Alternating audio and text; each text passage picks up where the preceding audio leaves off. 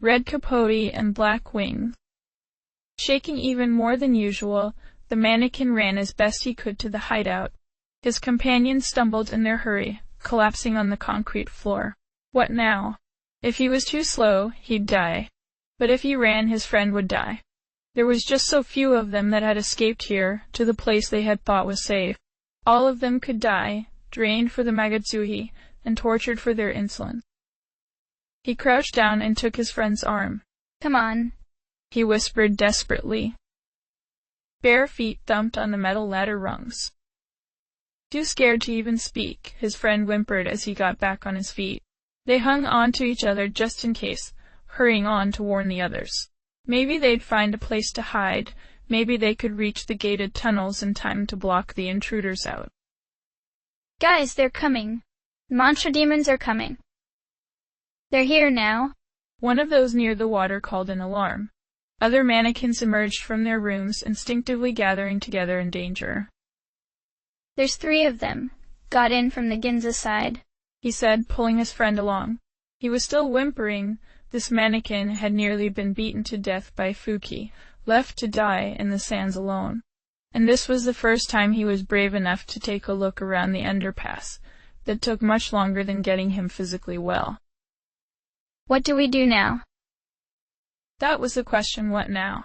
They'd run down here to hide, thinking that the mantra wouldn't look down here in the sewers. Some of them looked to an older-looking mannequin among them.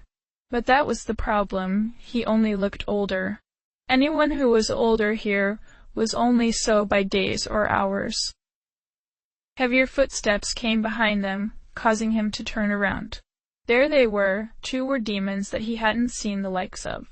But one of the trio was a Momonofu. Many of the Momonofu had eagerly sworn allegiance to the mantra. "We're doomed," one of the women whispered. Even if they all split up and ran now, some of them would die quickly.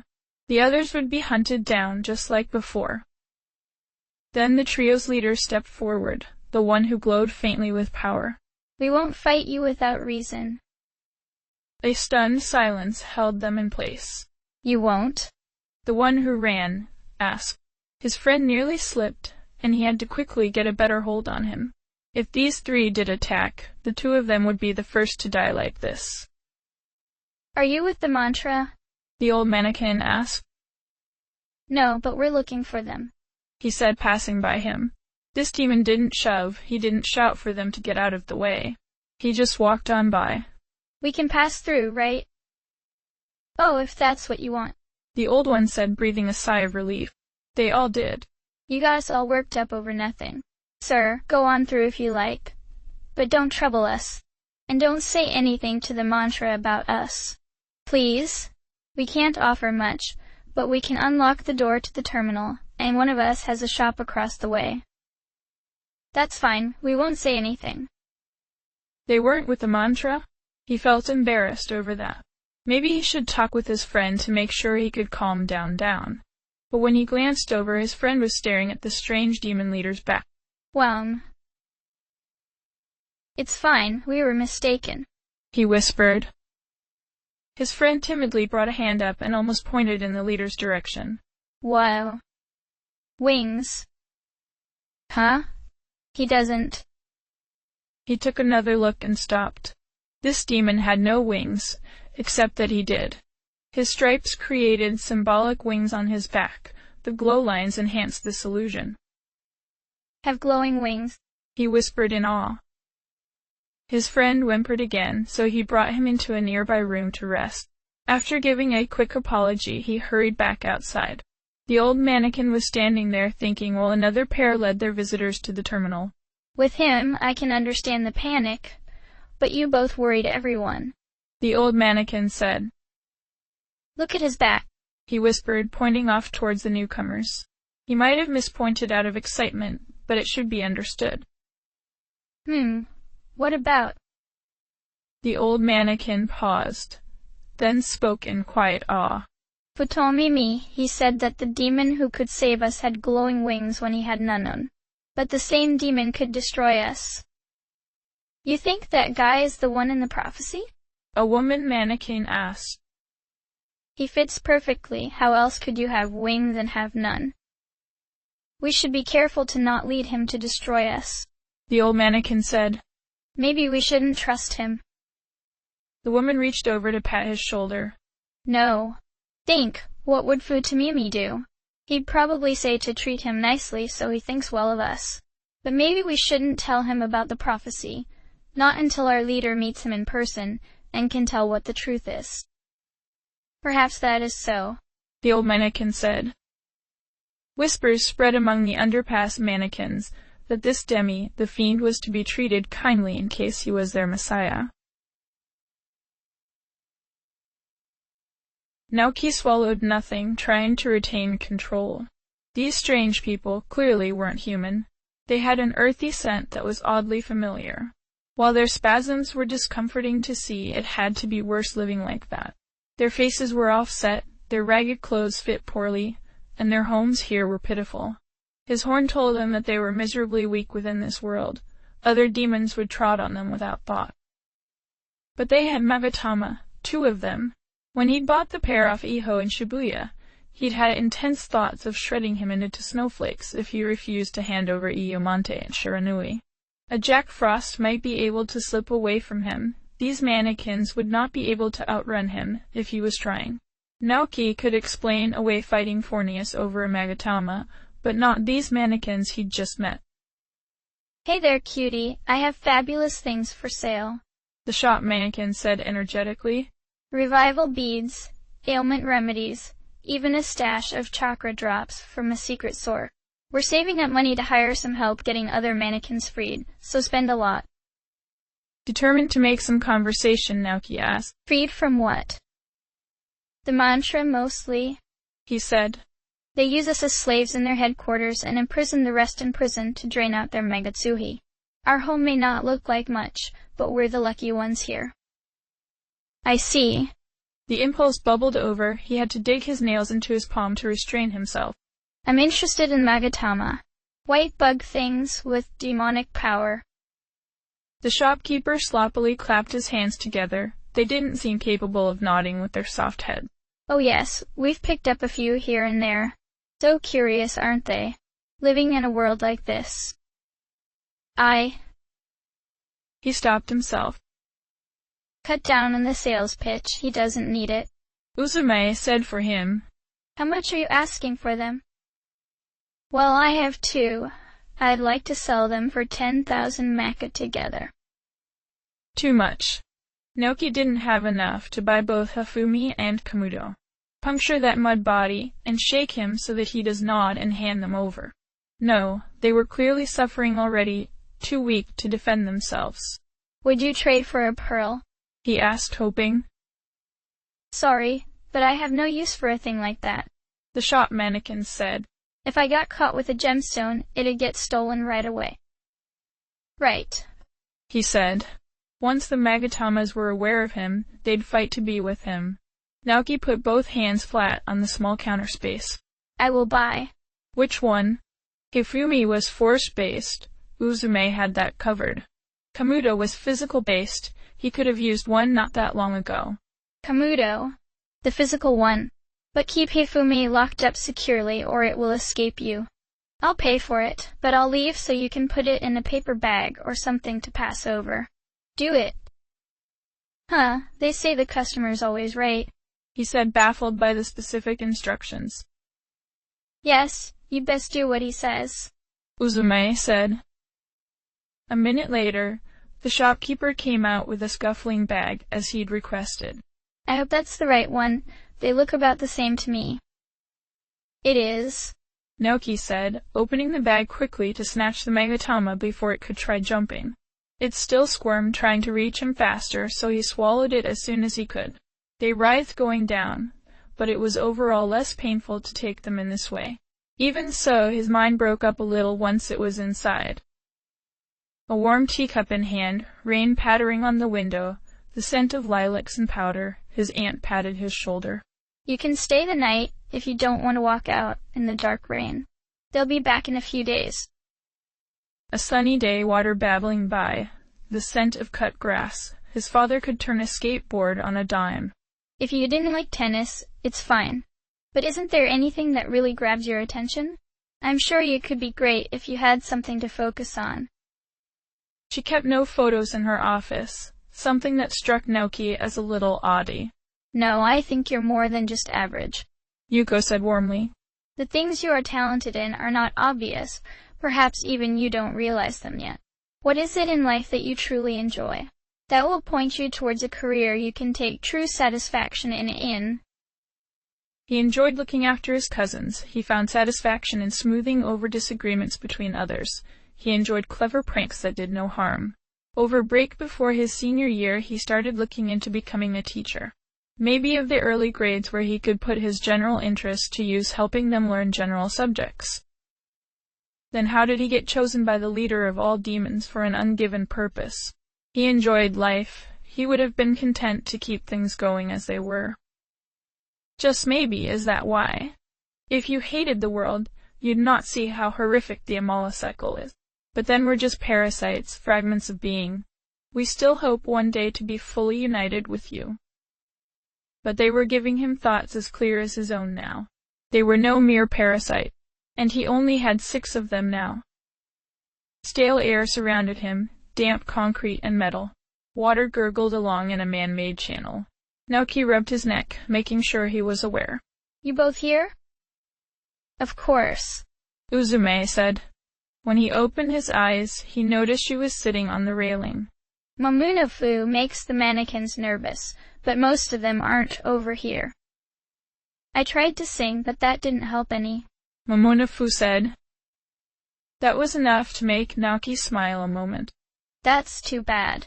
We'll find someone who appreciates it someday. Everyone will someday, he insisted. Are we heading on to Akuguro? After nodding, he got back up. Sure, we'll leave the mannequins back. By the time we find the terminal there, we might have enough money for the other Megatama and can transport back. I figured you'd have a plan for that, Uzume said, hopping off her perch. The mannequins had the other end of their shelter well protected. A thick metal gate had a switch only on their side. While the paths twisted about between 2 passages, they had iron gates pulled down to slow any approach. According to a sign left on the wall, there'd be another pair of maze-like open rooms before they could get out. There were demons within the halls, nothing the 3 of them couldn't handle. When Naoki opened up a door near the end of this passage, his horn gave him a strong warning. Something was here, he should call out the candelabrum. He stopped where he was and did so, wondering what was going on. Momonofu peered around him, trying to see what had made him stop. The candles had white wicks, as if it had never been used. They were all ablaze with black fire. Although air moved slowly down here, the flames reached far ahead as if drawn to something. Naoki closed his eyes and focused on the fire. Another labyrinth candelabrum was here, foundation. Okay, that's getting creepy, Uzume said. You picked up that thing out of nowhere, and now it's got hellfire. Someone who has a candelabrum like this is nearby, Naoki said. I was asked to retrieve them all, but I'm suspicious of why. We can handle it, Momonofu said. I've got your back. Alright, let's give this a shot, he said. There weren't options of where to go, but he still kept the candelabrum out to lead them. Down the left corridor there didn't appear to be anything out of the ordinary. There weren't any demons in sight. His horn still kept him alert, right until he crossed some invisible line. There was someone powerful here even if they couldn't be seen. Uzume and Momonofu felt it too. They slowed their approach and looked around more warily. Despite that, they continued to follow him, right into a gaping black hole that appeared suddenly beneath his feet, and swallowed them up. There was a brief drop, then a complete transfer to another space. Naoki wouldn't have known it if his horn didn't pick up on that. Seconds later, they landed in an outdoors arena. It seemed to be a desert, covered in red stone and too dry for life. Yet seats had been carved out into rock walls surrounding this large opening. Overhead, the sky was red, full of golden clouds that rolled to a restless high wind. A restless murmur surrounded them even though he only sensed 4 of them here. A flutter of red caught his eye ahead, then their opponent appeared to the roar of a missing crowd. He was a skeleton, that was clear from his pale skull. But he was dressed in an ornate suit of blue and gold, not armor but a showy costume. In one hand he kept a long red cape with a pole to keep it spread wide. In the other hand he held onto another golden candelabrum, flickering with black flames that reached out towards the one Naoki held. Information on him was being blocked off by his power, but Naoki could tell who this was. The fiend Matador. Lo, another of the candelabrum bearers draws near. Matador said, hushing his own crowd. I don't recognize this one. Have you come to join our game? What game? He asked. You didn't know? I assumed that was why you had one. He twirled the candelabrum in his hand. It's very simple, and I don't believe anyone would be adverse to another joining in, especially a fellow fiend like yourself. There was a spat a short while ago about whose power among us reigns supreme, so some of us decided to settle the issue once and for all. Thus we came up with this little game. The candelabrum are attracted to one another naturally, so we each took one and set out on a quest to claim them from each other. I chose to base myself here because the audio potential of these sewers is magnificent. He flicked his cape aside and the crowd roared again. Lucifer's looking for them, Naoki told him. Matador wasn't intimidated by that news. Is he now? Well, he's always welcome to join us in such endeavors. I wouldn't be surprised if he knows about the whole thing already. So then he chooses a youthful newcomer as his champion rather than join in himself? Now you've got me intrigued. Naoki was worried himself. He was getting used to fighting and negotiating with demons. The latter was surprisingly helpful for getting useful items. According to his own two demons and the cathedral minister, fiends were an exclusive clan of powerful demons under Lucifer's direct command. And now the leader of all demons had thrown him into some competition between his clan members? This could be very bad.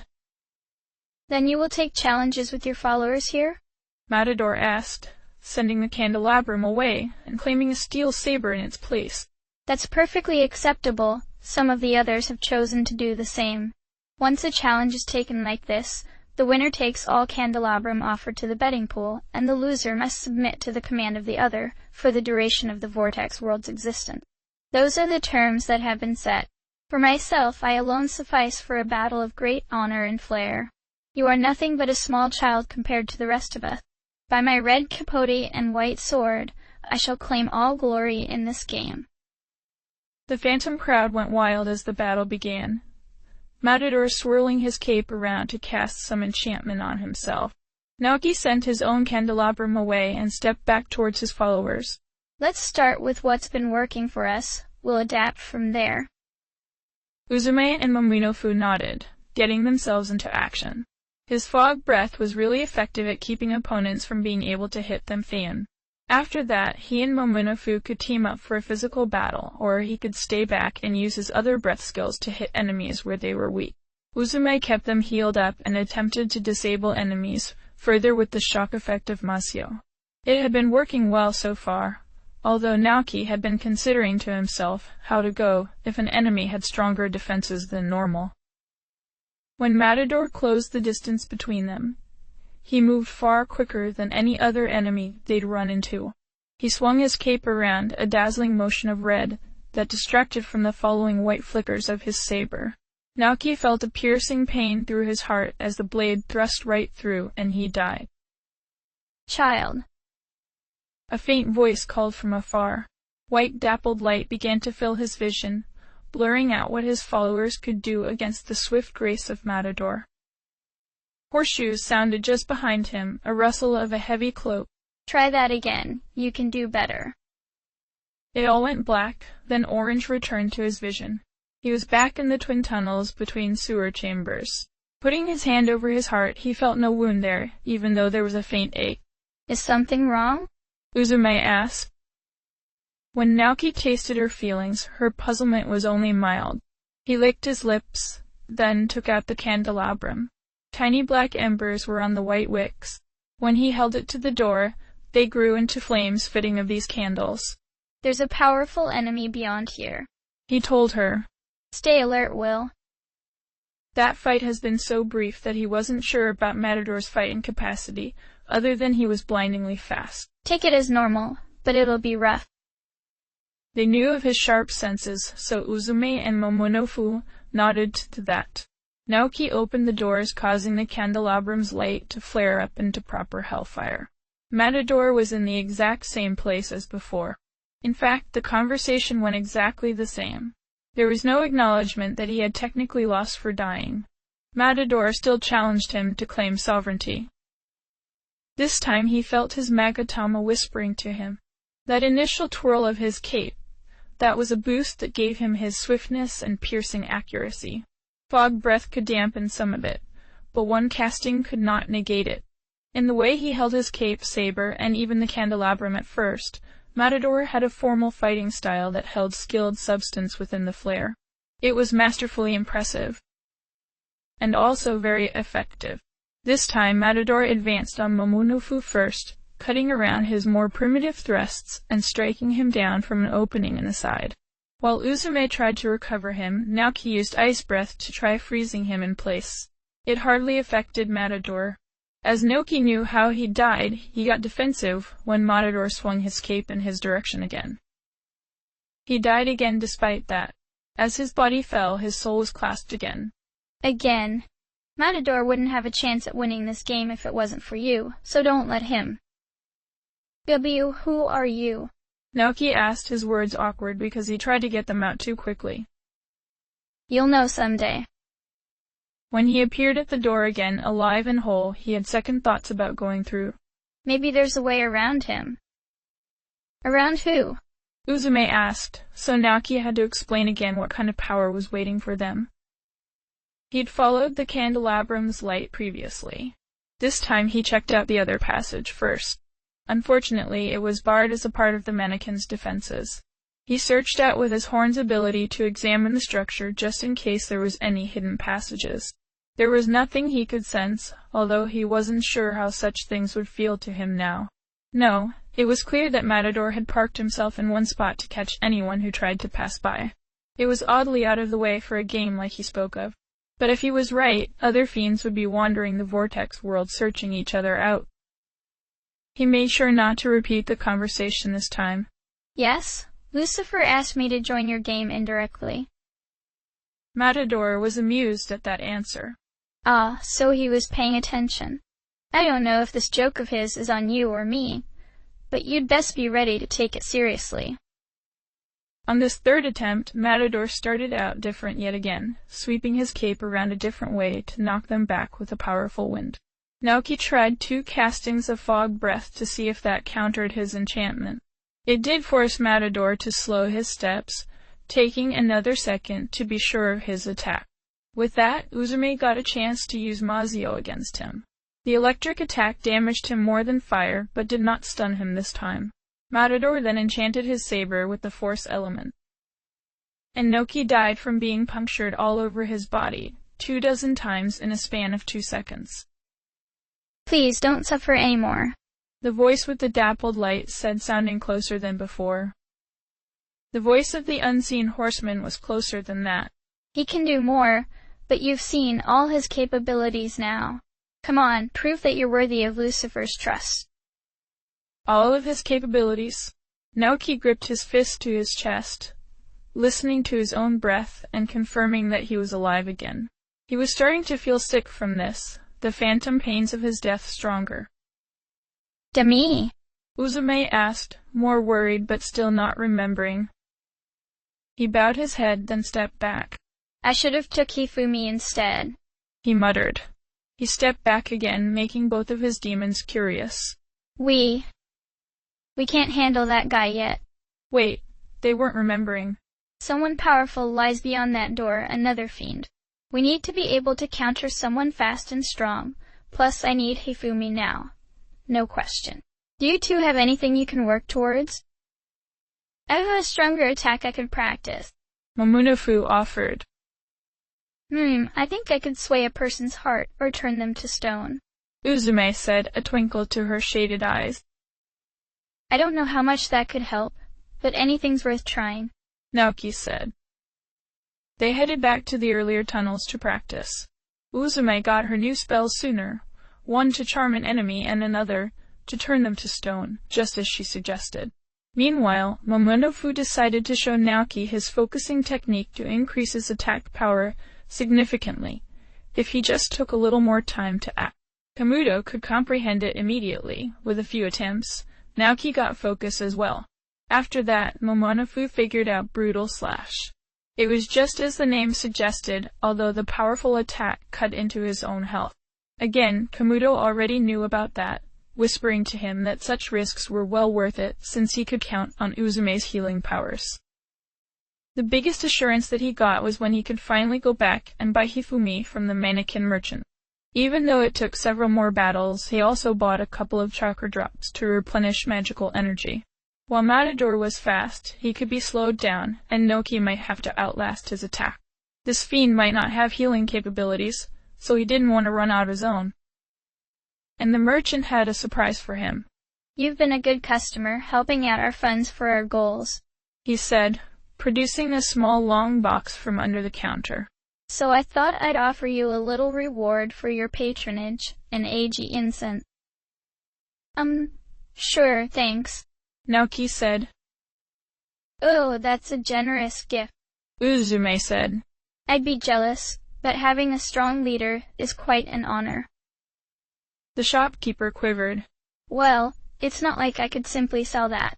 Apparently some high-rank demons get really touchy about incense sales, so we don't want to cause trouble." "What's it for, then?" Naoki asked. They had no trouble selling the megatamas, although not even the minister knew much about them. "Incense can permanently boost a demon's innate powers, plus it acts as a full restorative," the shopkeeper said. "Apparently special humans have the capacity to use them similarly. But we mannequins aren't demons or humans. Incense is too powerful for us, so we get affected negatively when it burns. Still, we know how valuable they are for demons, so we shopkeepers decided to try gathering incense and some other invaluable rarities as customer rewards. You know, so demons decide to let us keep our shops and don't rob us. That might work, or they might decide to rob you for your valuables," Uzume said, scaring the shopkeeper a little. "If they're open-minded enough to become loyal customers, I think rewards could help," Naoki said. "I'd defend your shops if you need it." "Wonderful, I knew I had a good feeling about you," the shopkeeper said, relieved now. "Actually, remember how I said we were funding efforts to rescue the others? I'd like to ask you a favor now, since you're going to meet up with the mantra." He nodded. He didn't want to anger the mantra too soon, but the mannequins seemed like they needed the help. "Sure, what is it?" "They have a prison in the basement of their headquarters where they keep the slaves working there," he explained. "Those of us who were in there noticed a mysterious door in back that wasn't being watched. If there was some underground tunnel that we could sneak other mannequins out of, it'd be a big help. We think that door might have such an escape point. Would you check it out while you're there? You'll have to be mindful of the guards, but they count on the heavy bars and guarding the ways up to keep us down there." "All right, we'll look into that," Naoki said. "I'll pay you for the info when you get back with it," the shopkeeper said. Of course, doing that required getting past Matador. Momonofu was less prone to arguing with Uzume out of spite, as proven when he agreed that they'd rather he be stronger as their leader. This incense increased agility, which wouldn't be enough to match Matador. Still, it would help, so Naoki took a minute to use the incense himself. Once the stick was lit, a scent like the gust before a storm filled his senses. The small trail of smoke filled his awareness briefly, move across the ground to lead the wind rather than be buffeted by it. The stick burned quickly, and Naoki didn't feel much different when it cleared out of his head, but he found himself able to punch a spirit before it could cast in the next battle, something he couldn't do previously. He put Hifumi in the lead once they reached a door leading to Matador's passage. Naoki didn't want to waste too much time even if he wasn't losing much when he died. Any more deaths might start messing with his head. He went right for the arena's entrance to challenge this fiend again. When Matador used his wind attack this time, it felt like little more than a breeze. Momonofu still got pushed back, but Noki and Uzume weren't touched. That threw Matador off his stride for a moment. He pulled his cape up to briefly consider his next move. Noki used fog breath again to keep his swiftness down, then managed to get in a punch to Matador's chest. The skeleton stumbled back. From that, Naoki knew they could reasonably take him out this time. Matador swirled his cape again, so Naoki dropped back to bring that enchantment back down. Momonofu stepped up and thrust right through Matador's fancy suit to damage him greatly. Once Matador stepped aside, he laughed with a dark thrill. Aha, perhaps the child does have promise. Let's step up this game, shall we? He'd been holding back. Matador whirled his cape again, bringing his saber up as if he meant to stab the air. When he did, dozens of swords materialized around all three of them and flew right through them. Uzume was quick to get immediate off, but Matador lunged right for Naoki. The phantom crowd went crazy as Naoki tried to dodge that attack. It clipped him in the side, he struck back, and then a phantom saber struck him through the back, killing him instantly. That wasn't all his capabilities, Naoki thought briefly. Or maybe the phantom sword simply hadn't been visible for that one death. Then he heard a loud whinny from a horse, a clash of blades. Who was fighting death, if that's who that was? Be at peace, the gentle voice said, dappled light filling his vision fully this time. A beating of large wings brushed air across his face. I've finally reached you, little lost lamb. What? He mumbled, his mind getting hazy. An arm wrapped around him. The radiance with it made his muscles tense. The Magatama were afraid. Don't be afraid of your shepherd. Radiant fingers drew down his eyes, making him feel the heaviness of exhaustion. His mind turned silent. End of chapter.